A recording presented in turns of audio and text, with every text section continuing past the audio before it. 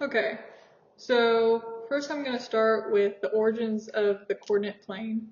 So first of all, the coordinate plane has another name, which is the Cartesian system. This name, Cartesian, relates to its inventor, René Descartes. René Descartes was a French mathematician and philosopher. In fact, many are familiar with his work by the philosophical phrase, "I think, therefore I am," a statement during his relation of existence as foundational truth. That said, if you've ever heard that phrase before, then you already know a little bit about this system's originator. Furthermore, this system was officially presented in 1637 while he lived in the Netherlands, though he wasn't the only person to come up with the idea. For example, Pierre de Fermat, hopefully I'm pronouncing that correctly, had also discovered the idea along with a French theologian, Nicole Resume, who had used similar structures long before either. Descartes was the first to publish it. How did Descartes discover this, you might ask? The story goes that he was sick in bed when he saw a fly on the ceiling. He thought to himself, how can I explain the fly's position on the ceiling? Well, first he had to describe it in terms of a reference point or origin. He decided on the corner of the ceiling. Next, he used the number of the tiles horizontally from the corner, followed by the number of tiles vertically from the corner. Overall, this led to what we know as the coordinate plane today. Okay, so moving on, I'm going to take a look at some real-world applications of graphene or waves.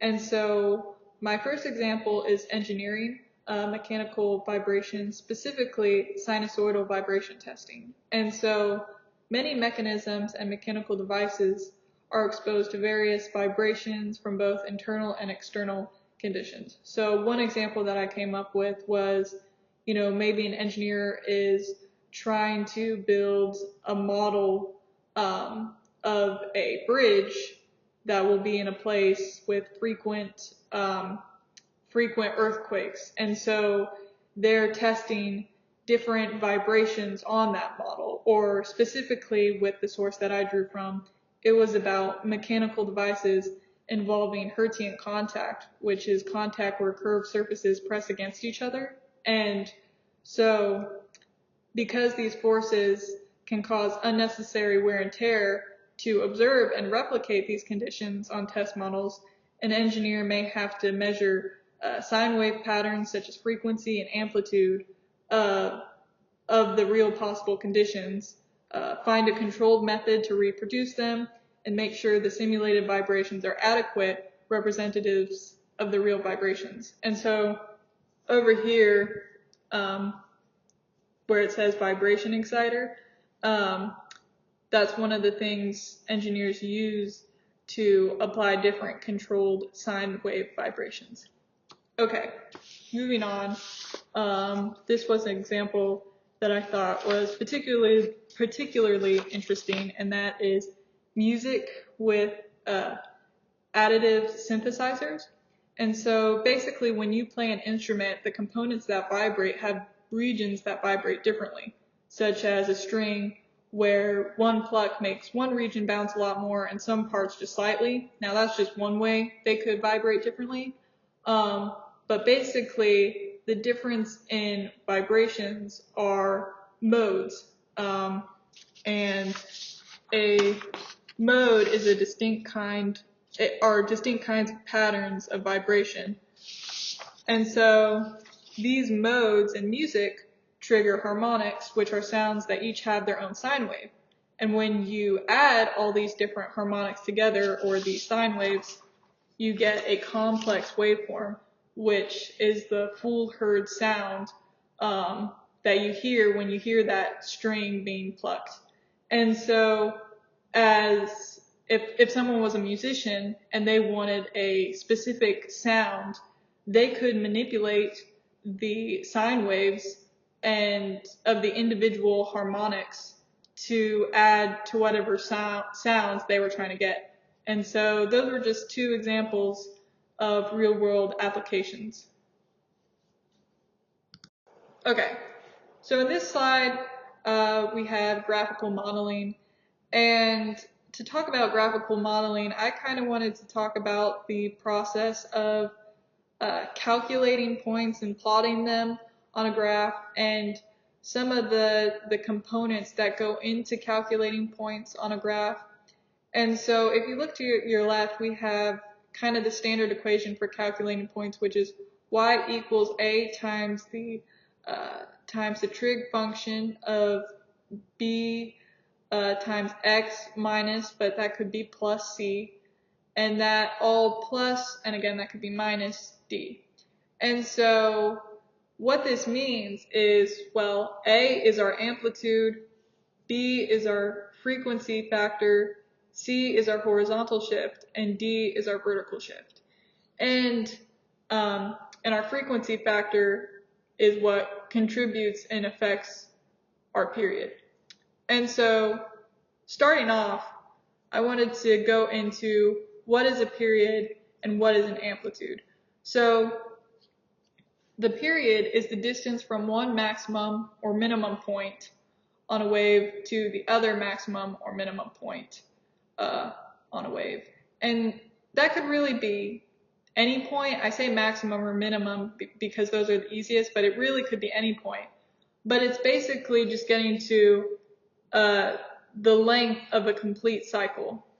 And so a period is calculated by 2 pi divided by b, where b is the frequency factor, and then in comparison we have amplitude. And amplitude is the scale factor for the total maximum distance from the midpoint, or total minimum distance from the midpoint. And so as you see below, you have a dotted line, and that's showing the midpoint, and then the amplitude is the distance from that dotted line to the maximum point. And so amplitude is calculated by the maximum minus the minimum value divided by 2. And so going back to our equation over here, I wanted to sort of talk about an example that kind of helped me in thinking about the differences between the period and the horizontal shift. And so that would be bx versus c. And sort of the way that I kind of think about it is, if you had two equal runners and they were on a track, and so those runners are guaranteed to have the same paces throughout that track. They're going to have the same lows and the same highs at the same points of distance covered. But if I had one runner and he started at the middle of the track, and I had the other runner start at the beginning of the track, the placement of those points are still going to be different. And so the placement of a specific point is affected by the horizontal shift, which is c. And so likewise, that's kind of how I think of amplitude with the vertical shift. And so, you know, amplitude, it's the constant space, or sorry, it's the constant magnification of the maximum or minimum point. But vertical shift is sort of saying, okay, where does a point start? And so that's kind of how I think about that, whereas, you know, basically horizontal and vertical shift are the alignment to the x-axis and y-axis. And so that's just one of the ways that I found helpful to sort of think about it. And then going through the steps, we start with multiplying b times x, whatever value of x, which gives us our period. And then we subtract or add that to the c value, our horizontal shift. Then we would take the function of the difference or sum, and then we multiply the answer by a, the amplitude. And then if it's negative, you can just multiply the -1 times the product from step 4. But basically all it does is reverse the minimum and maximum points on a wave. And then in step 6, we add the d value, the vertical shift, to the product. And then lastly, you just plot the points over the original x value and connect the dots, and then you have your graph. So in this slide, we have the appearance of sine versus cosine. And so on the left here, we have y equals sine x. And this is kind of the standard sine wave with a period of 2 pi, an amplitude of 1. And I wanted to go over some of the patterns.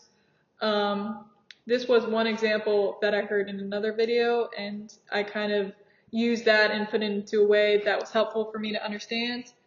And so if we look at the origin to rightward, we have an intercept at 0, and then that goes up to the maximum point, and then we have another intercept, and then that goes to the minimum point, and then another intercept. And then if we look at the origin leftward, we have an intercept at 0, that goes to the minimum, then another intercept, and then we go to the maximum, and then goes to another intercept. And so below that graph, those are some of the quick abbreviations for those patterns.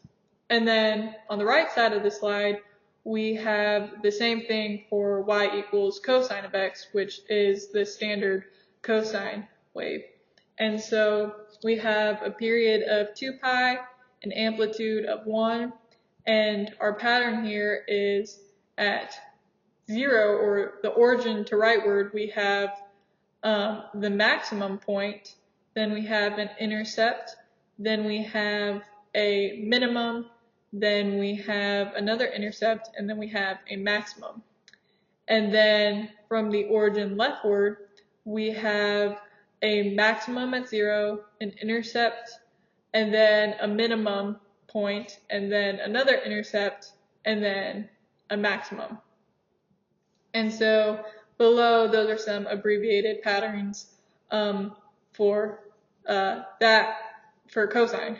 And so in the middle, this graph kind of shows both of them together. And one thing, just by looking at the abbreviations and looking at the graph, that helps me is that any place that sine has an intercept, cosine is going to have a maximum or minimum point. And so those are kind of the differences between the two in appearance.